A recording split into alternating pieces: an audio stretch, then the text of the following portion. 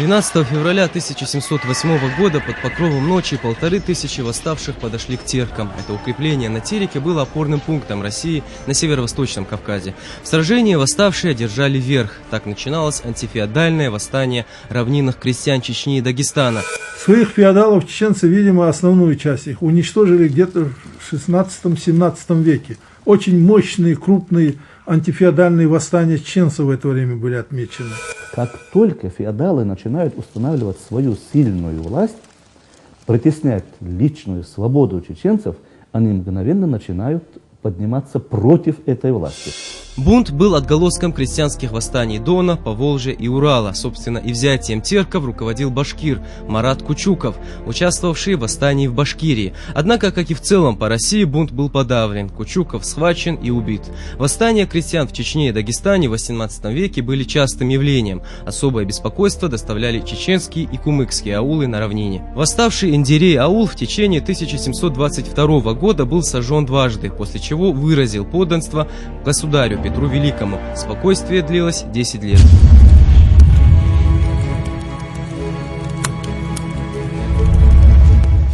В 1732 году кумыкский Эндерей аул и Чечен аул вновь подняли мятеж.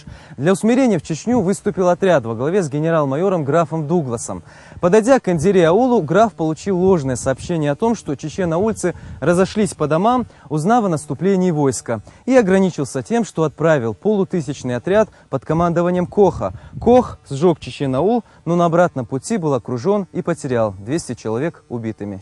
До конца 18 века равнинной Чечней владели князья, которые, как правило, приглашались на княжение. Эта традиция встречалась у многих народов. Князья черкасские, Айдамировы, Турловы, Казбулатовы, Бардыхановы, Чапаловы были этническими кабардинцами, кумыками и аварцами. Многие из них и их потомков с течением времени ассимилировались. Почему не ставили своих? Тут, видимо, прежде всего из чего исходили.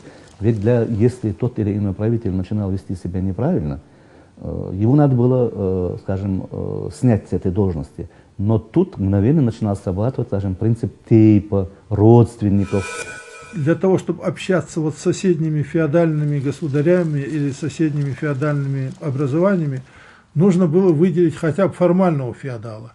И вот тогда чеченцы, которые поуничтожали многих своих феодалов, стали приглашать, так сказать, соседних феодалов как будто на работу.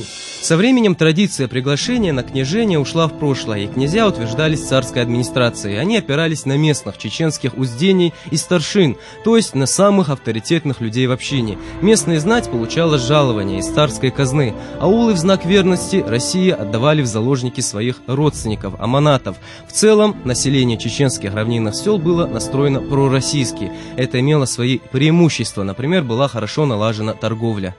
Народы, жившие на берегах Каспийского моря, они получали товары из Ирана. На берегах Черного моря из Турции. А от чеченцев и то море было далеко, и то, что к нам попадало, скажем, со стран Востока, это уже по десятерной огромной цене. Однако восстания все же случались. Недовольство поборами местных феодалов, состоявших на царской службе, автоматически расценивались как мятеж против государя.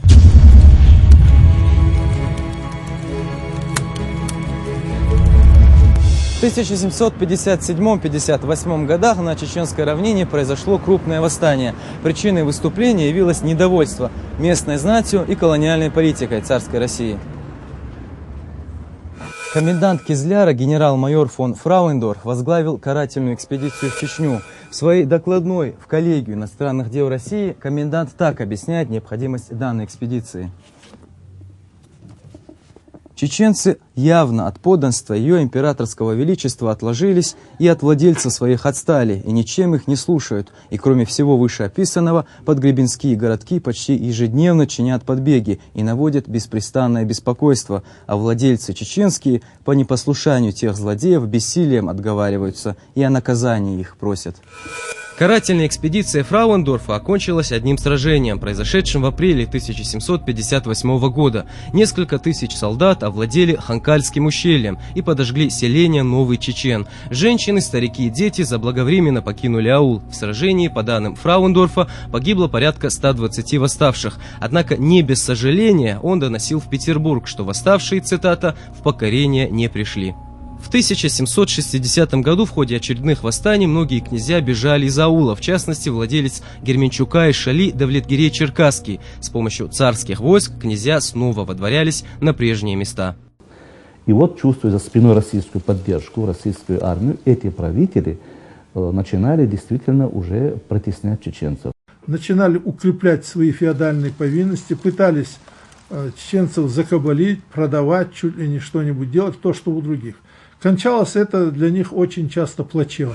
В 18 веке чеченская равнина то и дело вытаптывалась и сжигалась. В 70-м году генерал-майор Медем дважды карает восставших, которые, цитата, «никак своего буйства не оставляли». Во время одного такого буйства в 73 году был убит небезызвестный князь Давлетгерей Черкасский. Год спустя другая экспедиция под командованием генерал-поручика Якоби, а потом и генерал-поручика Потемкина, полковника Кека, майора Рика, генерала Самойлова.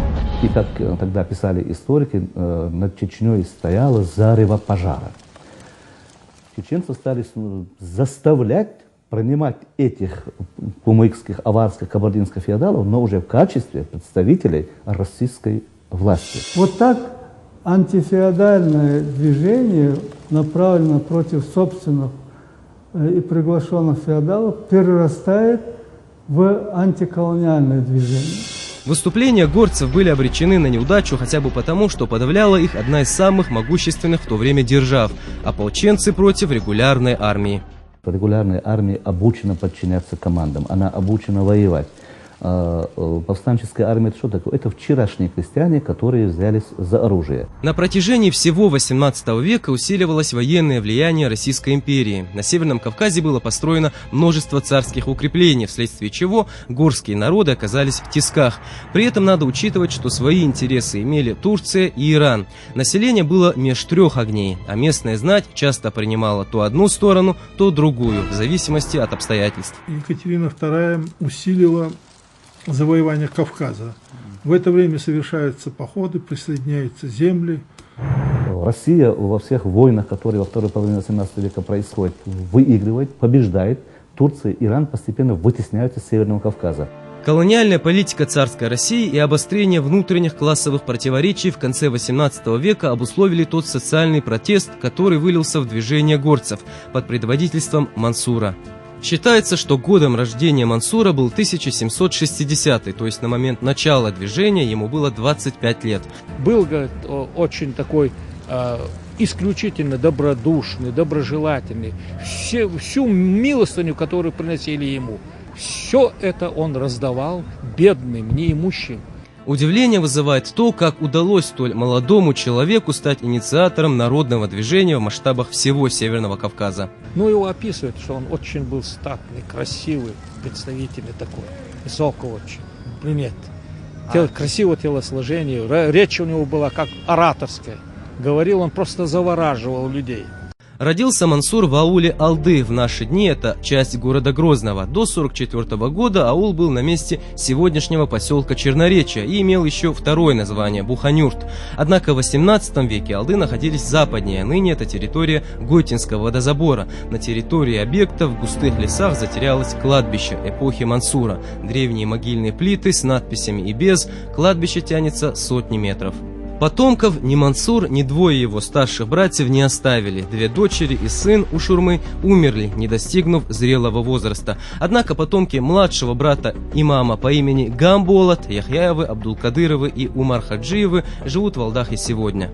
Мансур был из тейпа Элистанжой, его настоящее имя Ушурма, а Мансуром себя назвал или сам имам, или сторонники. В переводе с арабского это имя означает «победитель», ведь начало его деятельности было блистательным.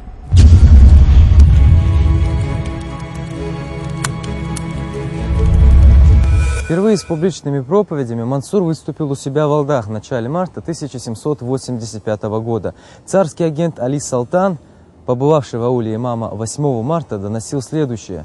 Шейх он и взошел на мечеть, созвал всех к богомолию, и как собрался народ великим количеством, то он и, не слезая с мечети, увещевал всех тут предстоящих, дабы они отстали от злых предприятий, и кто с кем имеет ссору и вражду, примирились бы, а равно вина и водки не пили, табаку не курили, подавали бы милостыню и наблюдали закон Магомеда.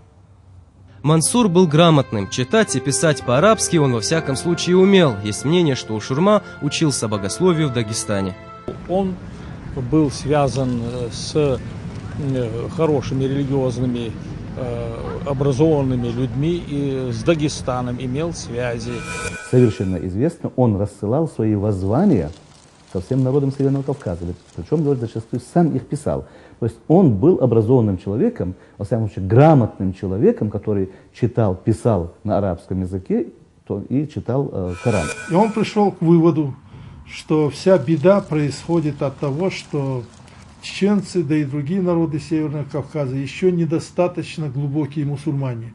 Мансур проходил характерный путь проповедника, обличителя и наставника. В продолжение первой половины 1785 года число последователей его учения стремительно росло. Естественно, об этом в ставке царских войск уже знали. В свою очередь, царская администрация призывала не верить новоявленному проповеднику.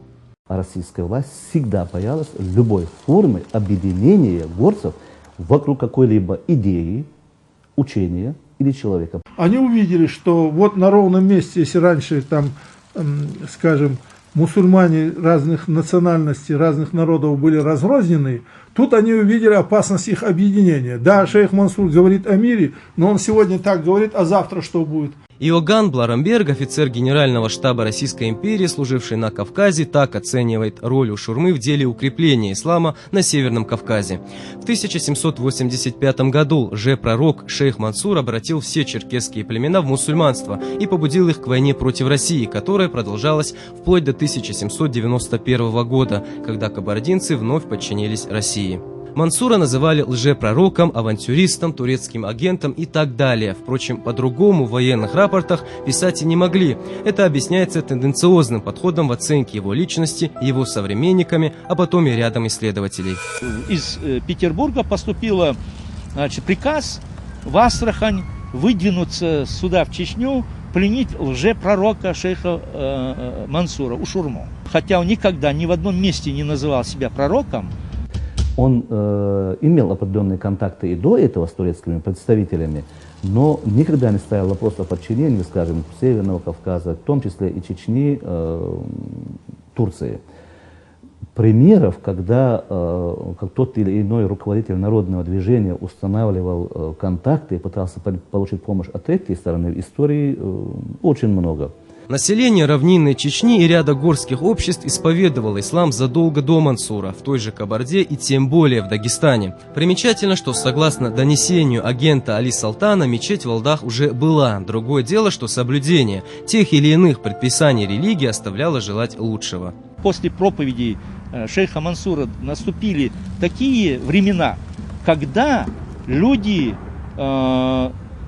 стали прощать друг другу обиды, кровную месть. Он прекрасно понимал, надо отказаться от кровной мести, потому что она мешает объединению людей. Шейх Мансур сам простил своего кровника, своей матери. Заставил свою мать простить кровнику. И даже описывают очевидцы, что если человек находил на дороге кошелек с деньгами, если раньше воровали, то тут он на какие-то палку вывешивал, чтобы настолько проникся проповедям Ушурмы, шейха Мансура. Исследователи считают, что проповеди Ушурмы были направлены исключительно на духовную сторону. Антироссийских военных лозунгов в них не было. Шейх Мансур появился на исторической сцене Чечни не как воин, не как этот самый мюрид, призывающий Газавату, а как проповедник, как суфий, призывавший людей, чеченцев, к нравственному, духовному самосовершенству. Но его проповеди почему-то оказали огромное воздействие, какие не могли оказать проповеди других шейхов, других мул и хаджиев.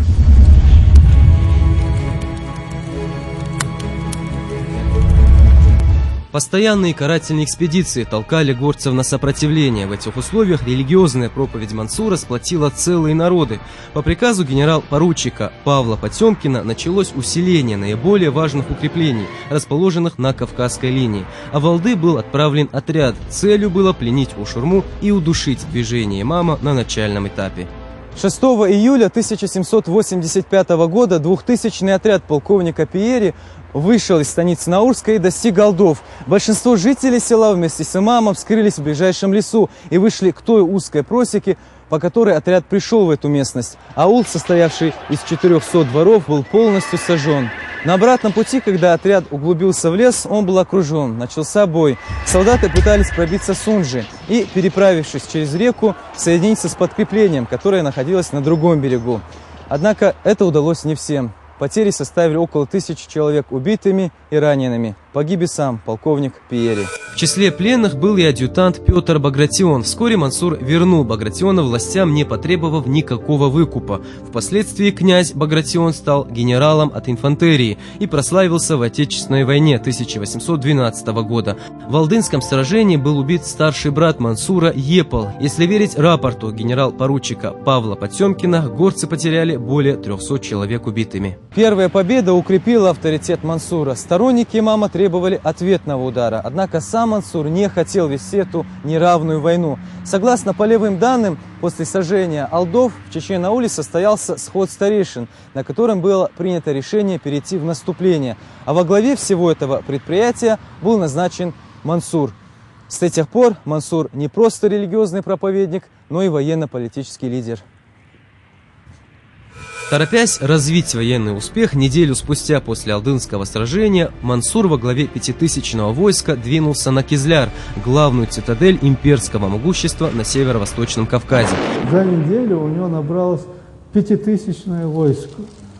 Это небывалый случай, чтобы за такой короткий срок набиралось вот такое войско.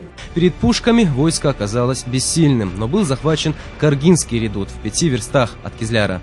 Со всех аулов стали стекаться к нему люди, призывать к ответному действию чеченцев. И он был вовлечен в вот эту вот военно-политическую ситуацию. До первого столкновения с царскими войсками, с войсками полковника Пиери, никаких антиколониальных действий со стороны Мансура не проявлялось. Но он все время призывал: попробуйте решить дело миром. Не выходите против России. Эти документы есть, но почему-то на них закрывают глаза. Может быть, Мансур и остался бы чисто религиозным реформатором, который пытался очистить души людей, восстановить первоначальный ислам. Но его заставили взяться на оружие.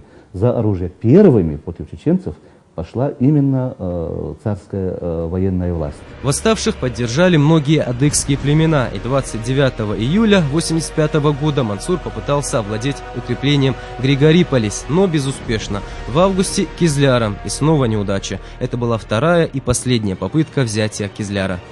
В Чечне у Мансура уже были противники. Согласно полевым данным, более 60 человек клятвенно обещали царской администрации в случае первой возможности оказать содействие в поимке имама. Это и было одной из причин, почему имам покинул Чечню. Перед уходом Мансур якобы сказал своим родным и соратникам, что по дороге он будет пленен идущей для его поимки экспедиции, но в ту же ночь освободится из плена, что согласно преданиям и произошло. Единственное, что они увидели, это большую дыру, но тогда были глинобитные помещения, они увидели разобранный потолок частично. Я много думал о том, почему этот факт не отражен в исторических архивах. Потерять такого пленника для руководителя этой экспедиции по захвату Мансура, я думаю, был бы равносильно смертному приговору. 30 октября 1785 года 6000-й отряд Мансура находится в Кабарде, где сталкивается с отрядами полковника Нагеля. Пятичасовое сражение для сторон окончилось безрезультатно. Завлечь Нагеля в лес Кушурме не удается, а при атаке в открытом поле неподготовленные горцы победу не одержали. На открытой местности у горцев, у которых не было артиллерии, против российской артиллерии не было никаких шансов на победу. Нагель решил уйти в укрепление Татартуб, что мансуром было воспринято как отступление. Спустя несколько дней после сражения имам вновь развернул наступление, имея при себе подкрепление от владельцев Кабарды. В этом сражении Ушурма впервые применил подвижные щиты, изготовленные из 2 рядов бревен, с насыпанной между ними землей. На каждом из них было по 2 пары колес. Всего щитов было около 50, они служили защитой от пушек. Однако одержать победу войску Ушурмы не удалось, горцы отступили. Горцы ничего не могли сделать против артиллерии, потому что деревянные щиты против артиллерии, против картечи, они были бессильны. В начале русско-турецкой войны в 1787 году Мансур находился на северо-западном Кавказе, на Черноморском побережье которого Россия еще не утвердилась. С одной стороны бунтующие адыги, с другой турки. С целью упреждения наступления горцев на линию царские войска нанесли превентивный удар. С обеих сторон было по 8 тысяч человек. 20, 21 и 22 сентября произошло 3 сражения, одно за другим, в которых горцы потерпели поражение, а близлежащие села в наказание были сожжены. В целом, рапорты военных пестрят сообщениями о победах. Если верить этим докладным, то Мансур одержал победу лишь в 2 случаях – под Алдами и взяв Каргинский редут. Это так описывают. Если поражения одни были бы, оно быстро закончилось. Далеко было не так все просто. Поражение он терпел, но и наносил очень сильные удары. И все время переводил войну с одного фронта на другой, с одного фланга на другой. Он очень прекрасно, хотя и изображает поражение, военной способности показал здесь. В середине 1790 года, вернувшись в Чечню, имам попытался поднять людей для нападения на Кизляр. Старания Ушурмы оказались безуспешны, и он ушел в Анапу, бывшей тогда частью Османской империи. Оттуда он еще не раз обращался к народам Северного Кавказа с призывом к активным действиям. 22 июня 1791 года генерал-фельдмаршал Гудович овладел Анапой. О том, при каких обстоятельствах Мансур попал в плен, по сей день нет единого мнения.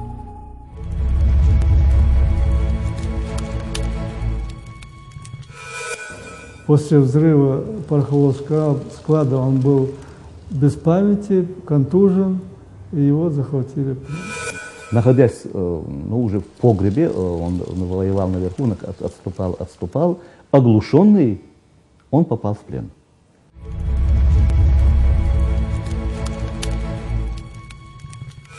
Генерал Гудович послал одного из своих офицеров. Вот если не сдадутся они, погреб, подвал, где они находились, будет взорван. И после этого шейх Мансур сдался. Пороховой погреб он ушел и оттуда продолжал биться. И тогда российские войска сказали, что остатки защитников, которые ушли с шейхом Мансуром, взорвут, поднимут на воздух. И тогда шейх Мансур, чтобы не гибли люди, сдался.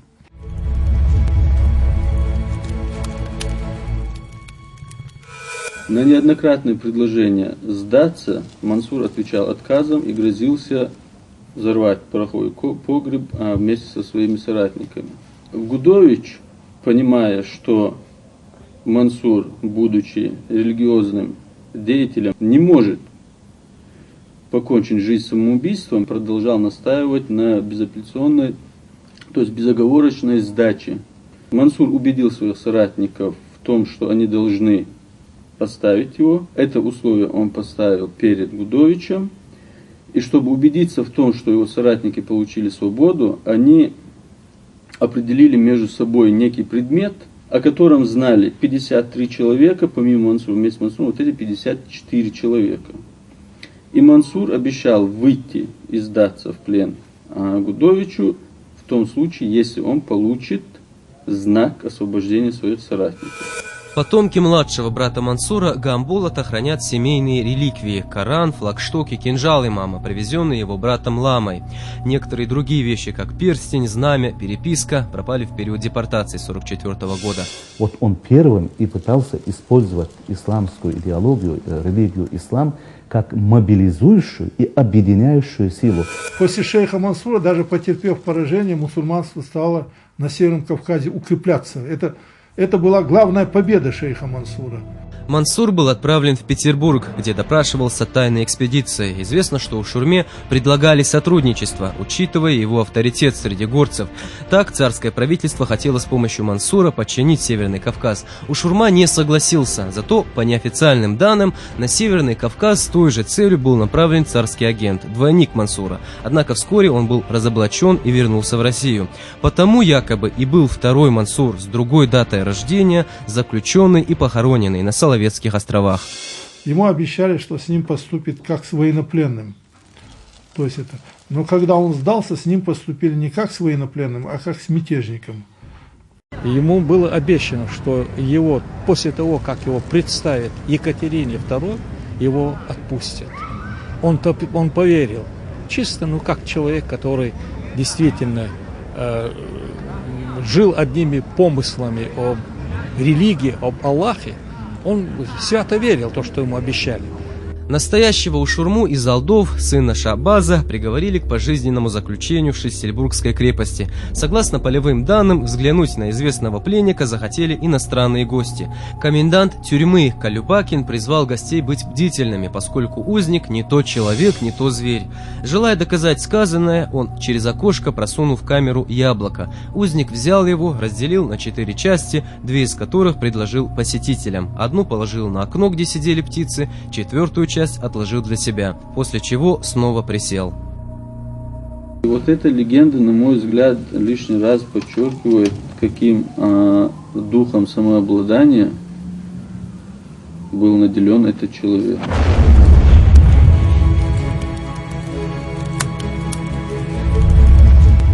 Ушурма умер 13 апреля 1794 года. Имама похоронили на Преображенской горе. Это кладбище при Шлиссельбургской крепости, где хоронили всех узников. Вот в какой он могиле находится, кладбище известно.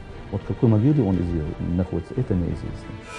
Уроком этого периода стало то, что урока из него никто так и не извлек. Это была прелюдия к другой, более кровавой войне, конца которой не мог предугадать никто.